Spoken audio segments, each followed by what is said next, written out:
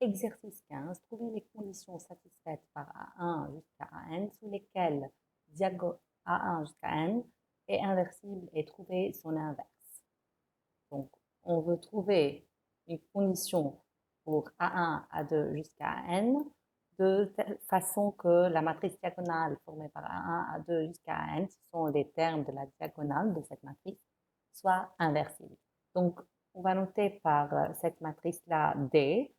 Je vous rappelle, c'est quoi diag A1 jusqu'à N? C'est une matrice diagonale où les termes de la diagonale sont A1, A2 jusqu'à N et tout le reste c'est 0. Une petite remarque avant de commencer. euh, une matrice diagonale, par exemple celle-là, fois une autre diagonale, fois par exemple D', matrice diagonale fois une autre matrice diagonale est forcément diagonale. Je vous montre un petit peu. Par exemple, cette matrice, la première ligne, première colonne, on aura A1 fois A1 prime. Première ligne, deuxième colonne, vous aurez 0. Première ligne, etc. 0 jusqu'à la dernière colonne, pareil, 0. Alors que deuxième ligne, première colonne, ça va être nul. Deuxième ligne, deuxième colonne, ça va être A2 fois A2 prime. Et le reste, c'est pareil, nul. Donc, ça va être forcément une matrice diagonale. Donc, commençons la solution. Nous, on veut trouver une condition sur A1 jusqu'à, donc, sur les termes de la diagonale de la matrice D, de façon qu'elle soit inversible. Donc, on a posé D' une autre matrice diagonale et on veut trouver cette matrice D' de façon que D fois D' égale à l'identité.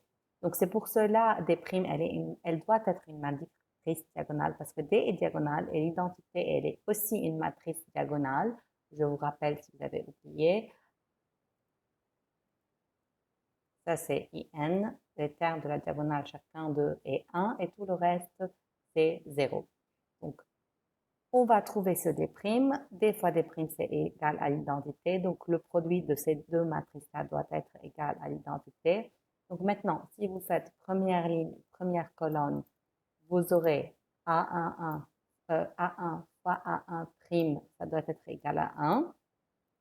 Si vous faites deuxième ligne, deuxième colonne, vous allez trouver, avec le terme de la deuxième ligne, deuxième colonne, vous allez trouver A2 fois A2' égale à 1 aussi. Je vous montre pourquoi ça soit plus clair, deuxième ligne, deuxième colonne, etc. jusqu'à arriver à la dernière ligne, dernière colonne, qui va être AN fois AN' égale à 1. Donc, on aura un système à n équations, n inconnus, ça c'est les inconnus. Donc, pour pouvoir trouver A1', A2' jusqu'à AN', il faut que A1, A2 jusqu'à AN soit différent de 0, sinon la division, elle n'est pas possible. Donc, on peut trouver ces inconnus-là si et seulement si AII est différent de 0 pour tout i allant de 1 jusqu'à N. Ainsi, notre matrice D' existe si les termes de la diagonale AII, diagonale de D, sont différents de 0 pour tout i partant de 1 jusqu'à n. Ainsi, ça c'est la matrice D'. Vous remplacez A1', A2', etc. par leur valeur. Donc la matrice initiale D, elle est inversible. Donc on a trouvé la condition sur les termes de la diagonale de D. Donc chacun d'eux ne doit pas être nul. Et son inverse, donc on l'a trouvé, c'est aussi une matrice donc diagonale dont les termes de la diagonale va être A1 moins 1, A2 moins 1 jusqu'à AN à la puissance moins 1.